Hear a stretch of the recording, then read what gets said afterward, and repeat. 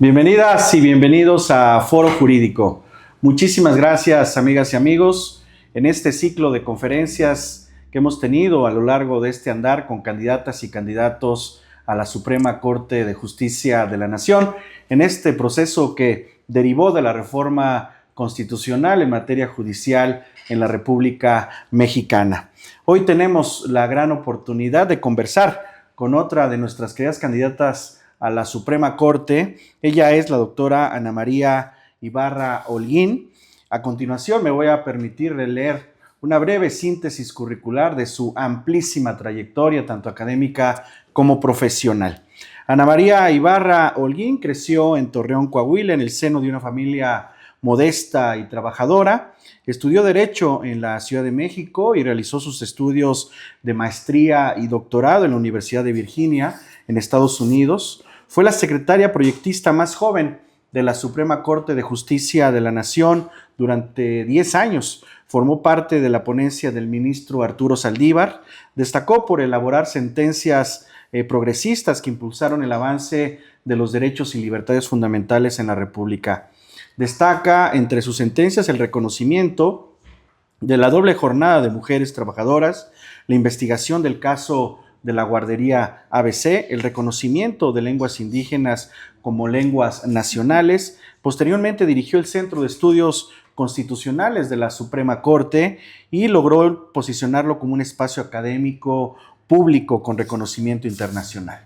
A través de más de 80 publicaciones y seminarios globales, propuso una visión jurídica moderna y humanista enfocada en transformar el derecho en una herramienta accesible para la protección de los derechos de las personas más vulnerables en la República. Actualmente es magistrada de circuito, cargo en el cual se desempeña bajo la máxima de que la justicia debe impartirse con equidad y sentido social.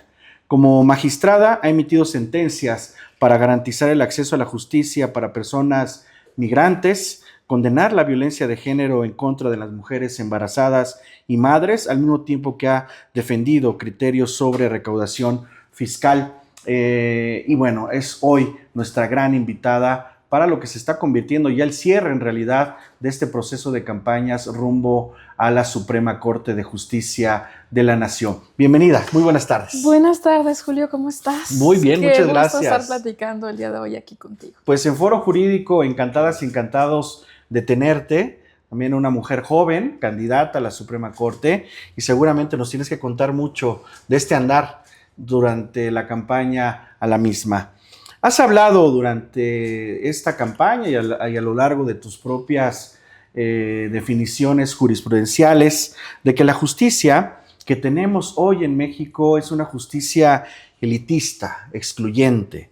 ¿Por qué consideras que esto sea así y cómo podría modificarse?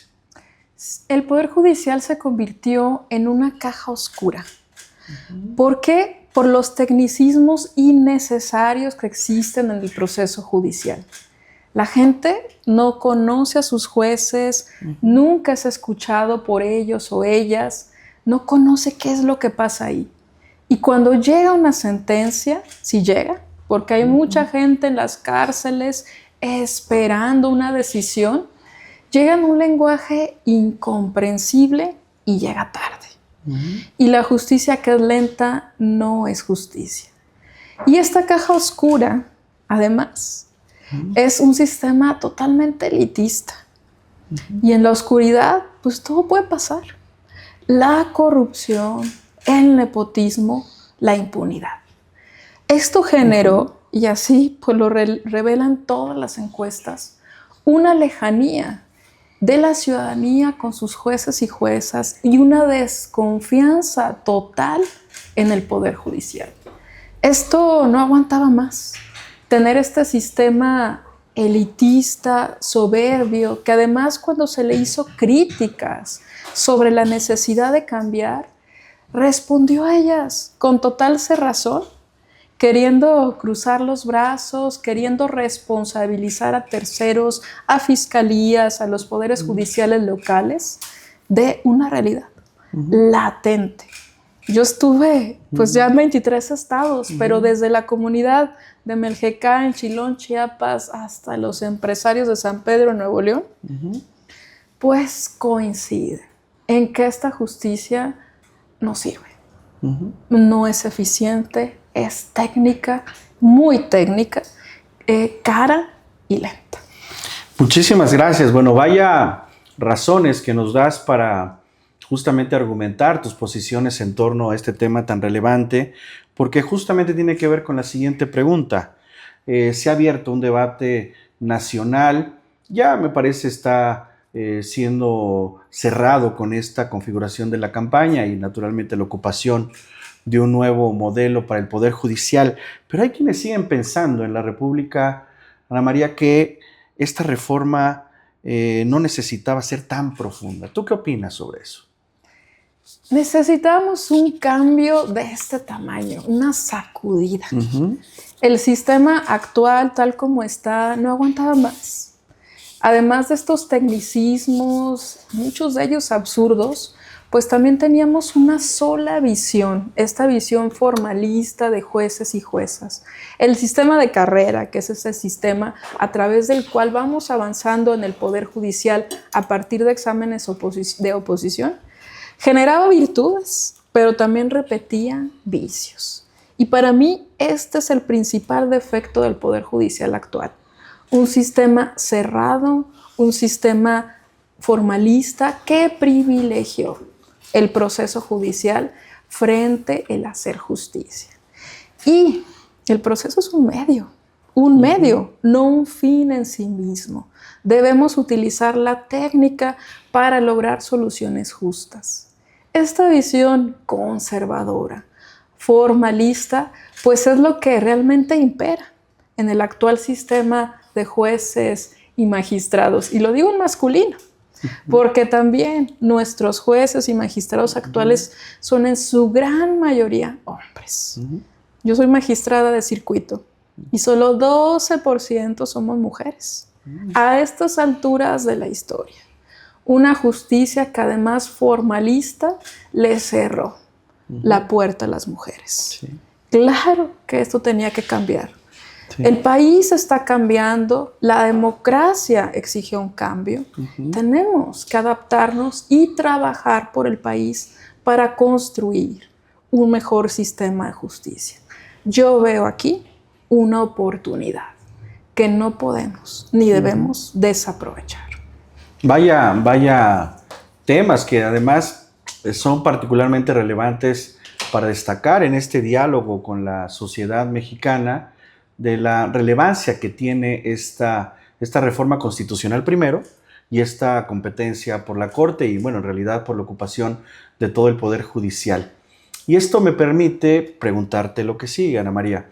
Tú has tenido ya una larga data de trabajo, de aportaciones, de análisis dentro del Poder Judicial, como leímos en tu semblanza. Desde tu posición, ¿cuál crees que deben ser los cambios que también deben generarse al interior de la Suprema Corte de Justicia de la Nación para profundizar justamente en este tema que tú señalas sobre la justicia o una justicia más accesible para todas y para todos? Claro que sí, necesitamos recuperar la confianza en la ciudadanía. Necesitamos una justicia cercana, una justicia que conozca su país y sus necesidades más sentidas. Yo quiero una justicia con equidad y con sentido social. Seré una ministra por la igualdad real, la igualdad material de las personas, porque el derecho es una herramienta muy poderosa para combatir la discriminación. Y los jueces tenemos las herramientas para usar al derecho para reducir estas brechas tan grandes. Podemos utilizar las perspectivas para juzgar, que no son otra cosa más que juzgar con empatía. Yo no soy una persona con discapacidad, pero cuando tengo frente a mí un caso de esta naturaleza, debo colocarme en la situación de ellos y ellas y entender sus dificultades de accesibilidad y ejercicio de sus derechos. Yo no soy una persona indígena, pero sí tengo frente a mí un caso de sus comunidades. debo entender el valor, la importancia que para ellos tiene la tierra, su arraigo y sus usos y costumbres. Esto es juzgar con empatía. Sí. No significa darle la razón siempre a los grupos vulnerables, sino simplemente emparejar la cancha del juego de la justicia, utilizando la suplencia y la eficiencia de la queja, pues develando ahí cuando hay barreras ocultas, porque la discriminación muchas veces es expresa, grosera, evidente, pero otras veces es oculta y difícil de percibir. Y los jueces y juezas debemos estar muy atentos para desenmascarar estas prácticas o normas que colocan en desventaja a grupos que históricamente han sido pues discriminados. México. Conocemos nuestro país y México es un país profundamente discriminador. Se discrimina no solo pues, a los grupos vulnerables, sino a las personas más pobres. Y se discrimina también por color de piel. Esto lo tenemos que cambiar a partir de criterios relevantes desde la Suprema Corte. Lo que hagamos en la Corte va a impactar a todos los jueces y juezas de este país. Sin duda alguna, Ana María, estas reflexiones me llevan también justamente a resignificar el sentido que tienen los jueces constitucionales en una república como la nuestra y su defensa de los contenidos constitucionales, pero como bien anticipaste, no solo en la forma, sino en la sustancia. Es decir, ya nos dijiste que debemos superar en muchas medidas el formalismo jurídico para justamente transformar la justicia con todos estos elementos que tú estás agregando. Y también te quiero preguntar sobre eso, porque México, lo acabas de decir con toda claridad, es un México muy diverso, plural, muy rico en realidad en cuanto a su composición, pero también con estos altos grados de discriminación. ¿Cómo se traduce en la práctica esta propuesta que te he venido escuchando sobre una justicia que escuche, que entienda el contexto y que no sea indiferente a las desigualdades? Pues con la práctica que yo he tenido ya como proyectista en la Corte y como magistrada, tengo ejemplos muy concretos de cómo avanzar la igualdad. Uno de los casos que mencionaste, el reconocimiento de la doble jornada laboral.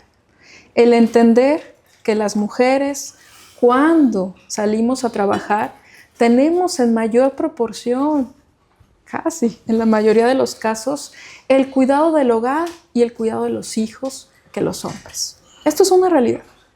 Nuestras prácticas familiares nos llevan pues, a asumir una doble carga como mujeres. Y debemos reconocer esta realidad y a partir de ella construir derechos.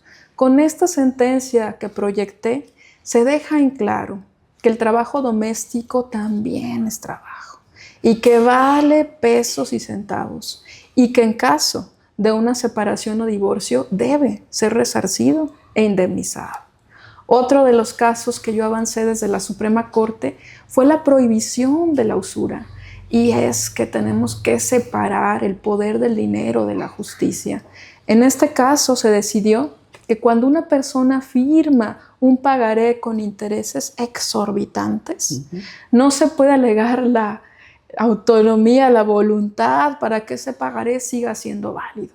Porque en definitiva, cuando la gente acude a estos préstamos usurarios, es porque lo hicieron pues, frente a alguien que se aprovechó de su vulnerabilidad. Así que estos intereses deben reducirse a la tasa legal bancaria. Esos son dos ejemplos muy evidentes de cómo desde el derecho sí podemos construir la igualdad. Otro, que también avancé desde la Corte, es la obligación de que las personas indígenas tengan un intérprete y un traductor que los acompañe durante sus juicios. De otra manera, pues no podrán haber entendido qué es lo que ocurría ahí durante los procesos. Esos son ejemplos prácticos de cómo los jueces sí podemos y debemos emparejar la cancha del juego de la justicia. Y tenemos una responsabilidad muy profunda en mejorar las condiciones de este país. Muchas gracias, Ana María. Y ahora comprendo más un tema que has venido mencionando a lo largo de la campaña sobre que la justicia en México ha sido pensada desde arriba. ¿Qué implicaría empezar a pensarla desde abajo, además de todos estos elementos que nos has mencionado? Debemos conocer nuestro país, sus necesidades más sentidas.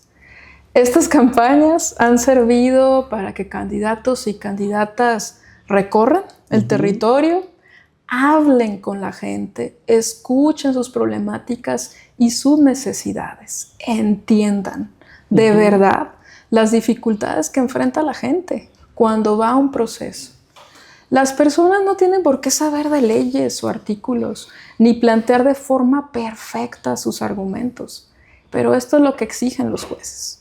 Exigen pues que si no está realmente excelentemente formulado un planteamiento, se desestima.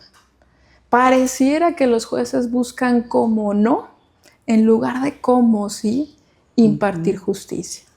Necesitamos regresar pues, a la base social, a la base con la gente, para tener esta sensibilidad que es tan importante cuando se realiza pues, esta vocación tan bonita que es juzgar. Yo conozco mi país. Yo soy del norte, soy, como has mencionado, Torreón, Coahuila, y crecí lagunera, pero trabajé en las comunidades indígenas de Ocosingo y de Chilón por muchos años, en Chiapas, y estoy aquí, en el centro del país, en la vorágine, en el caos, la diversidad que representa Ciudad de México. Conozco a mi gente, a sus necesidades.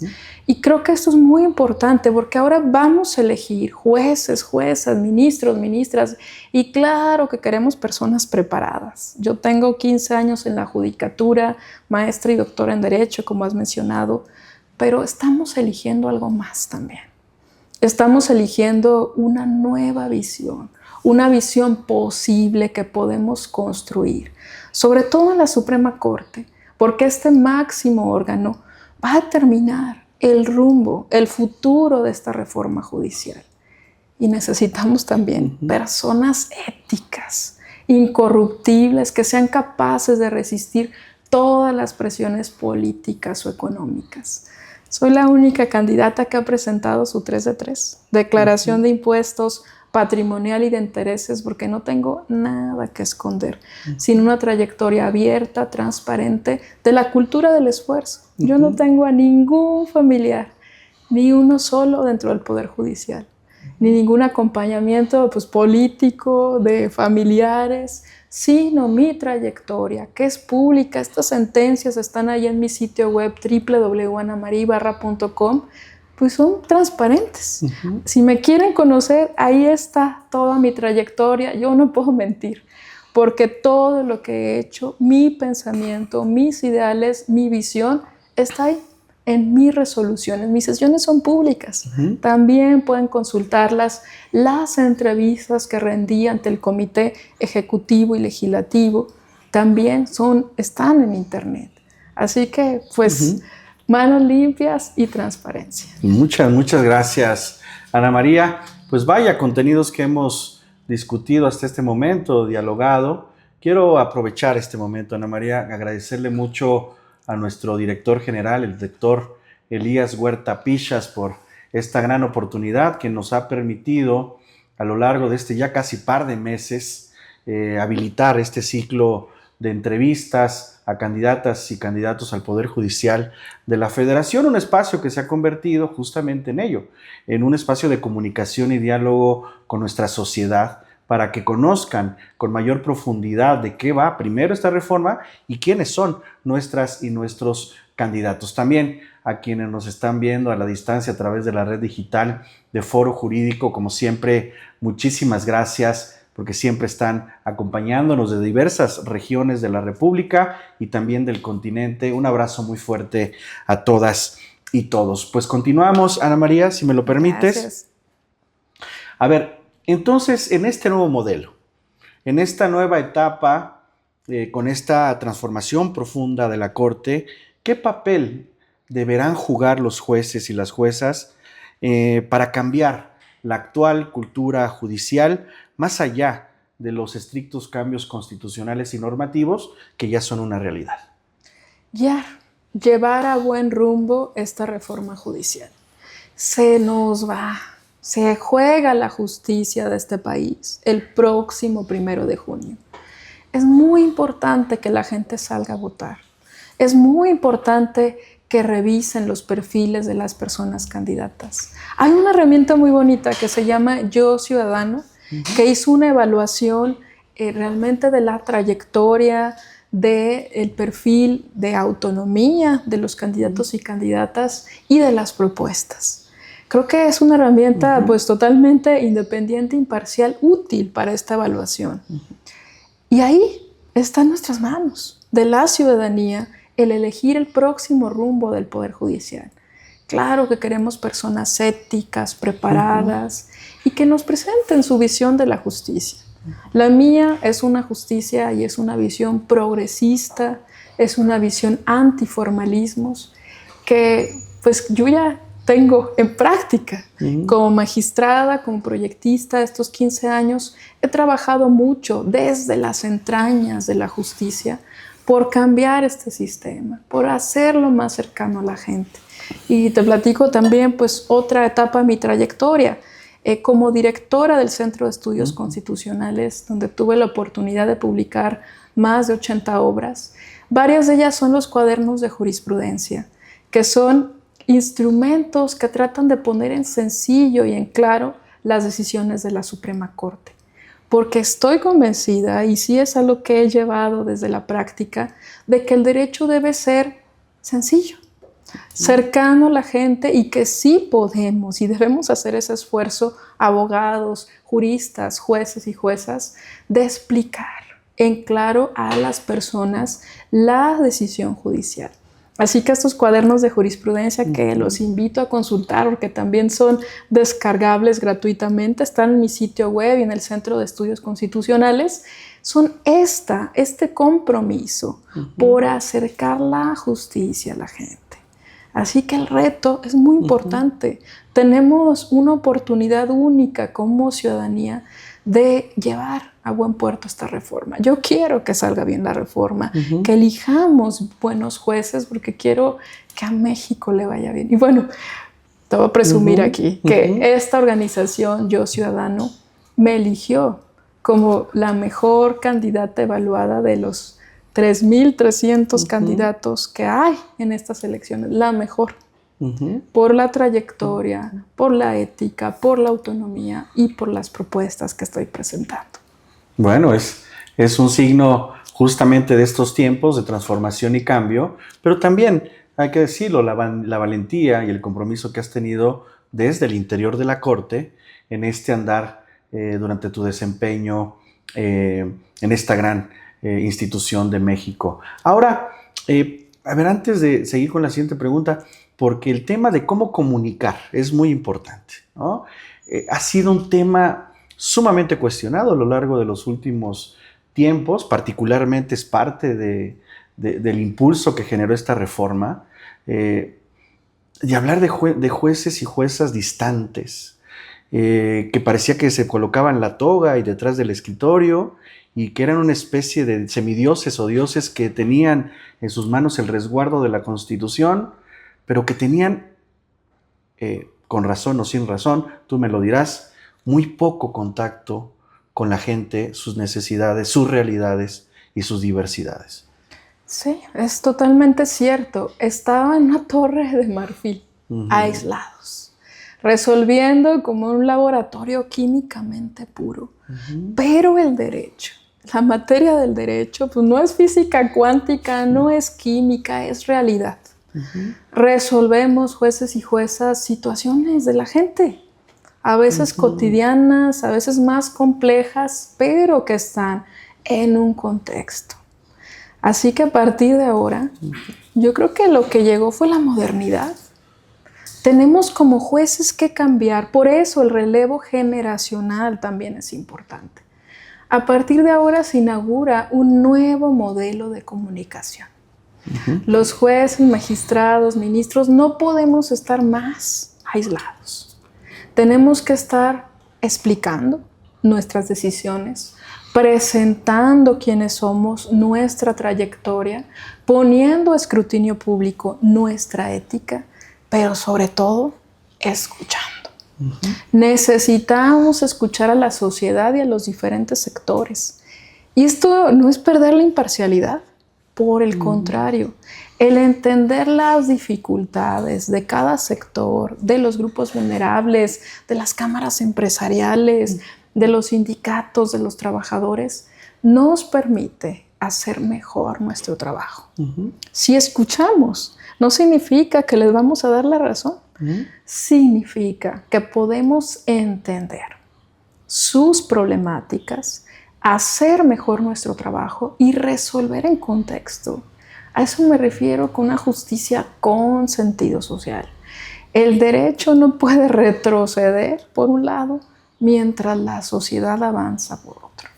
Y la tecnología, ya no hay pretexto ahora, ya no hay pretexto para esconderse atrás del escritorio. La tecnología, las redes sociales nos permiten y nos obligan a estar más cerca, facilitan mucho la comunicación. Claro, hay que hacerlo con mucho respeto a la investidura. Nuestro trabajo es un trabajo muy digno que tenemos que cuidar, pero precisamente que sea público, sujeto a escrutinio, que nos conozcan. Debemos acercarnos y estas posibilidades pues nos van a permitir construir, no solo con el voto nos va a dar una fuerza, una legitimidad muy importante, incluso para tener mayor autonomía e independencia, pero esta comunicación y este escrutinio público que debe empezar desde ahora con este nuevo Poder Judicial, nos va a dar esa legitimidad. Legitimidad, por supuesto, desde la construcción de los argumentos de las sentencias, pero también desde nuestra comunicación, desde nuestro ser público. Sí. Somos parte del Estado, debemos ser públicos. Qué interesante, porque eso cambia en realidad también incluso el análisis doctrinal sobre la legitimidad que tienen los jueces a nivel internacional, en donde se dice que solo a través de las sentencias se legitiman y no por la forma de designación. Hoy en México está sucediendo algo particularmente relevante que toca y transforma esta visión sobre la legitimidad de los jueces porque van a ser elegidos popularmente. Hablas también, y lo analizamos en tu síntesis curricular, querida Ana María, que vienes del norte, Torreón, Coahuila. Hay que hacer un acento ahí porque además este hermoso estado del norte, ¿no? Yo tengo la fortuna de conocer Torreón, y algunos otros municipios, bueno, que sí, de Cuatro Ciénegas, ¿no? Sí. Precioso, es una cosa surrealista. Si no lo conocen, por favor, vayan. Además, la tierra de don Venustiano Carranza, ¿no? El líder constitucionalista del 17 en México. ¿Qué ha significado esto para ti, Ana María? Venir del norte a la ciudad, ya lo dijiste un poco, pero vienes de una tierra de hombres y mujeres trabajadoras, valientes, fuertes. ¿Cómo ha influido esto en tu formación en el Poder Judicial, en tu formación académica, pero también en tu formación social, cultural, política y jurídica? Claro, es que el origen es identidad. De donde venimos nos hace también un poco quiénes somos. Yo soy, pues, orgullosamente la región lagunera. Yo nací en Gómez Palacio, crecí en Torreón, Coahuila, y la región lagunera, pues, sí es una región de esfuerzo. De esfuerzo simplemente por el clima.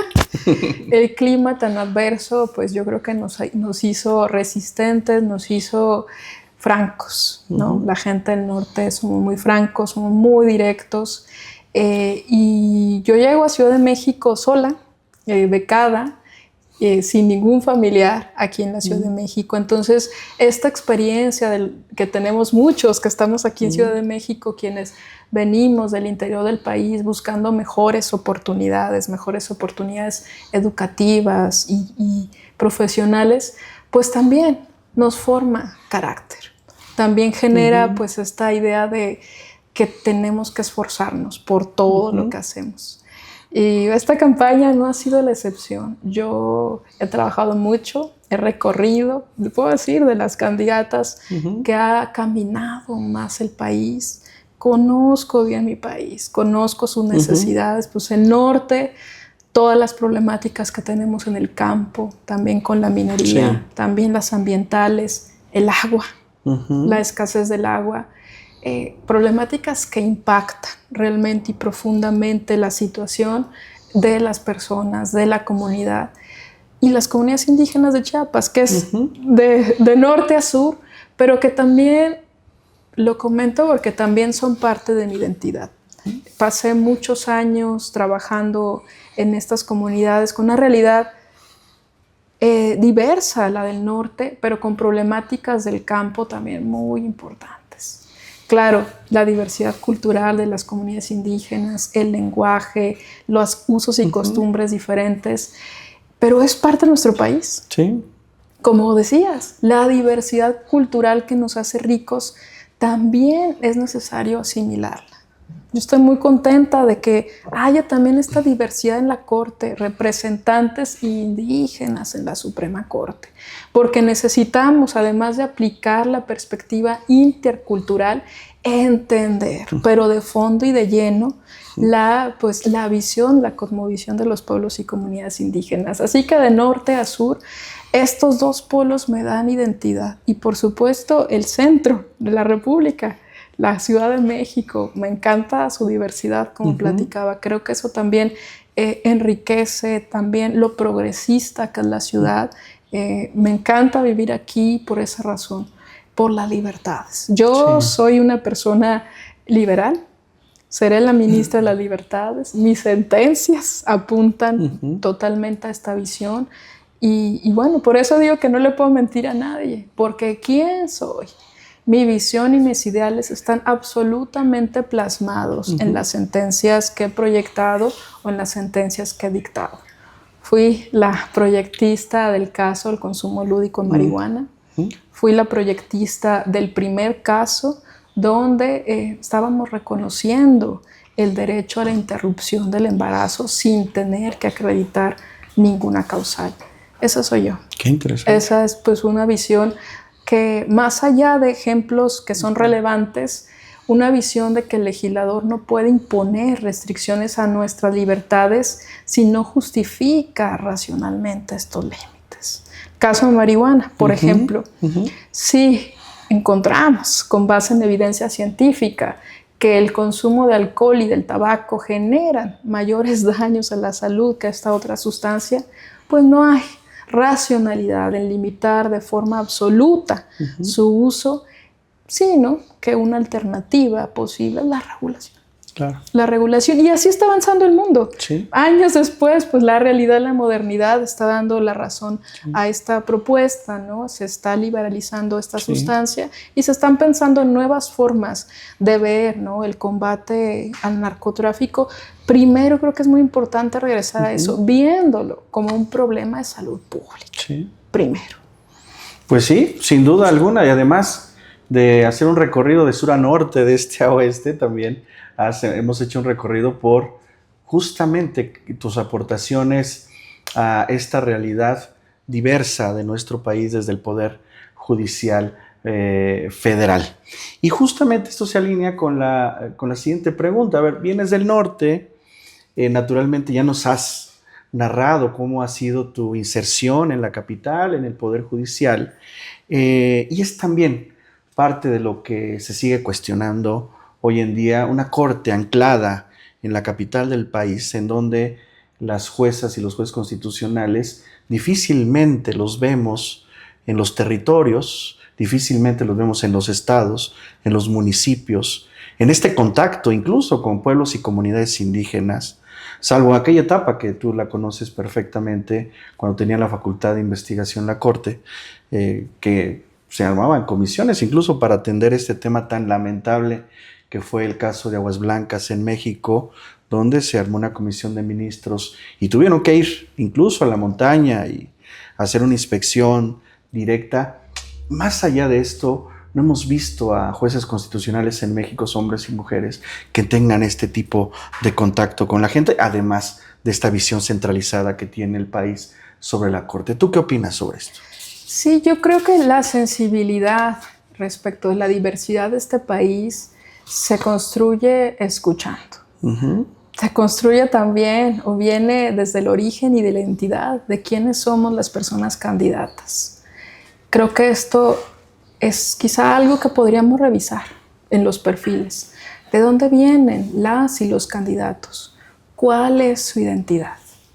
Sí, su preparación, su visión, pero el origen, como decía, es identidad. Nos hace ser quienes somos. Yo también, bueno, hablando del origen, te platico que mis padres son luchadores sociales y realmente pues me forman en estos valores. Entro al derecho precisamente porque entendí que es un instrumento muy poderoso para cambiar la realidad.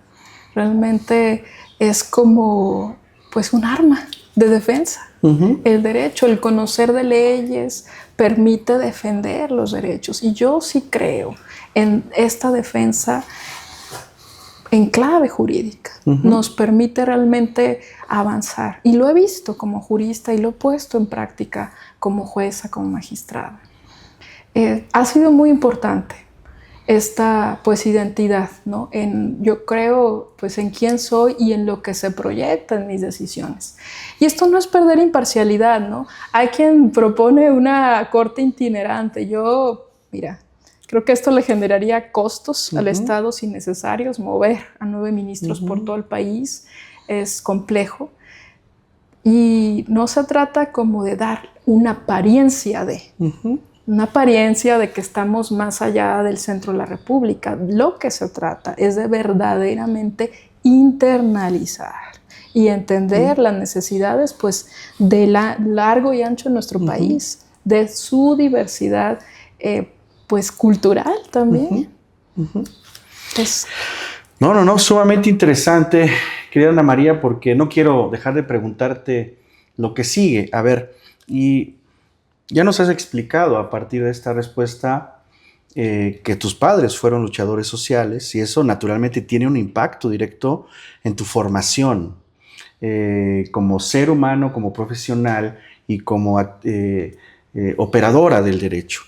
¿Cómo has conjugado justamente esta muy fuerte trayectoria profesional que hoy te destaca y la formación jurídica tan rigurosa con la que has emitido tus criterios, con los valores de izquierda? Porque muchas veces se nos dice en la escuela, para quienes estudiamos derecho, bueno, que los jueces no deben de tener ideología, que los jueces no deben de hacer política, cuando vemos en la realidad que sucede, y sucede dramática. Pero ¿qué sucede? ¿Cómo tú relacionas este poder social que tienes como origen con tu formación académica y con los valores de izquierda o progresistas que te han definido en la vida?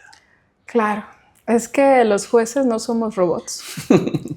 Si fuera tan fácil como abrir los códigos y leyes y encontrar ahí, como por arte de magia, las respuestas a todas las preguntas, pues mejor que nos sustituya la inteligencia artificial. Tiene más información y puede procesar la información de forma más rápida. No es así. La ley, la Constitución, que es una pues, norma fundacional por naturaleza abstracta, da mucho margen a las personas juzgadoras de interpretar, de dar contenido pues, a estas cláusulas. Es por eso que el poder que tenemos jueces y juezas es muy importante, quizá más de lo que se ha advertido. Y en esta interpretación, claro que influyen los valores y claro que influye la ideología, pero no en un mal sentido, no en el sentido político partidista, sino en un sentido de dar, pues, por ejemplo, esta visión progresista. Yo estoy siendo honesta y abierta respecto a mi posición en un tema, por ejemplo, como el aborto. Esta es una posición ideológica y yo veo a la izquierda como una posición casi filosófica, que no tiene que ver con partidos. Claro. Y esta idea de ser de izquierda tiene como arraigo la igualdad. Pero la igualdad en su sentido pues más simple, básico.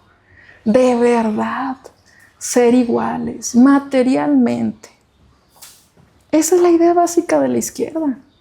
El que todos tengamos los mismos derechos, que seamos tratados con igual dignidad y respeto. Pero para que esto sea posible, no basta tener ahí un postulado en la Constitución o darle igualdad de oportunidades a todos, porque no venimos de donde mismo. Tenemos dificultades y complejidades muy diversas.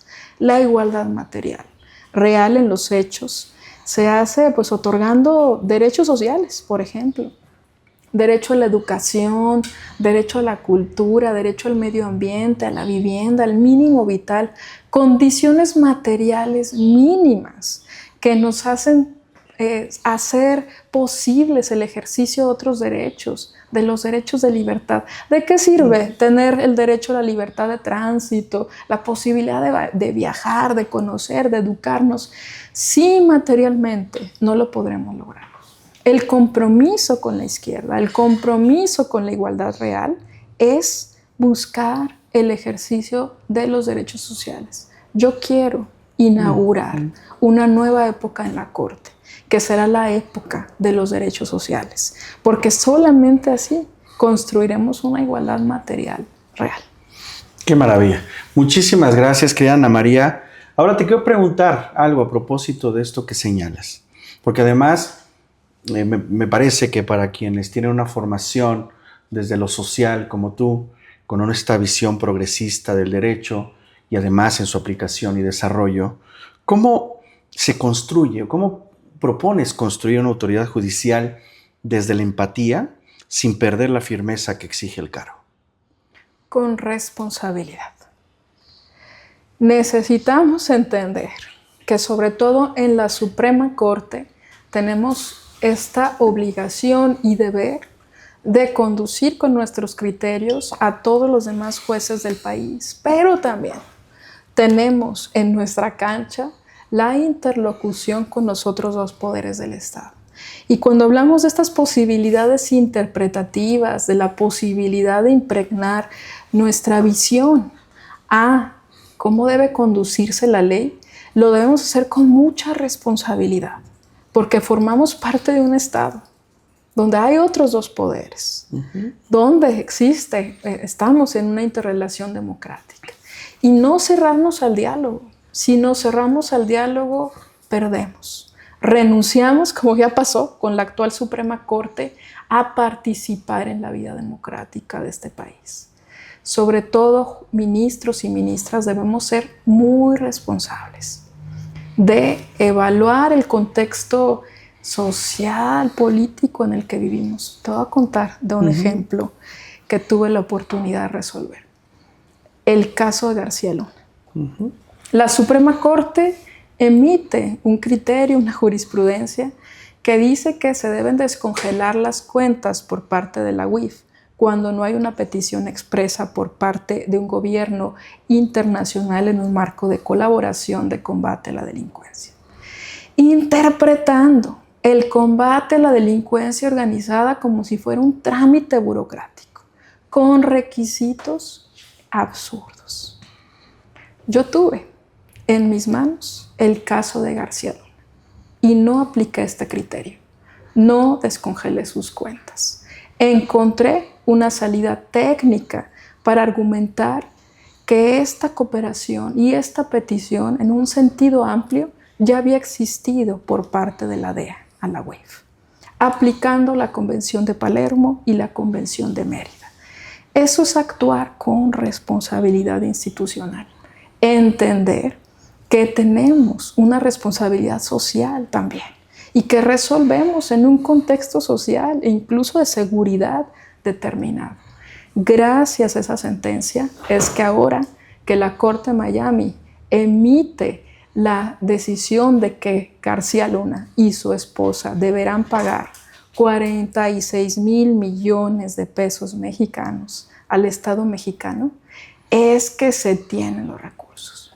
Porque encontré la salida técnica para mantener el congelamiento de las cuentas.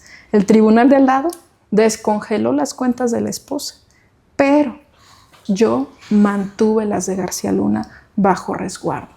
Eso es también responsabilidad institucional. El poder que tenemos los jueces es también mayúsculo y debe interpretarse y ejercerse con este sentido social. Esto es lo que nos jugamos el próximo 1 de junio.